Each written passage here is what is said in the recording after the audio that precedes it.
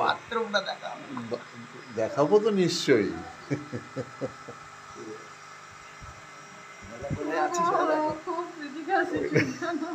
Situation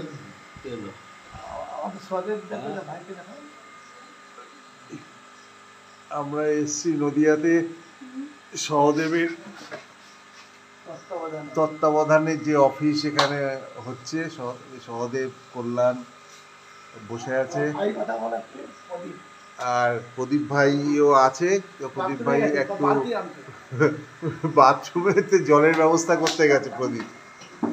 এখানের অবস্থা এখন আমরা মোটামুটি একটা সাংঘাতিক লড়াই হবে মনে হচ্ছে, বুঝতে পারছি।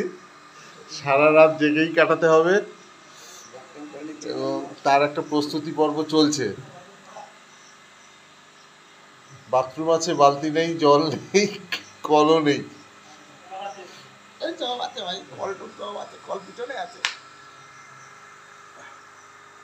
এটা আমাদের সহদেবের নতুন ডেরা।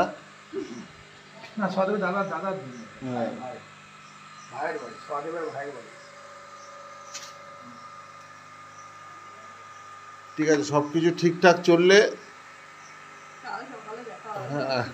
কাল সকালে নতুন করে পরিচ্ছন্ন ভিডিও করে আমাদের মতামত জানাবো।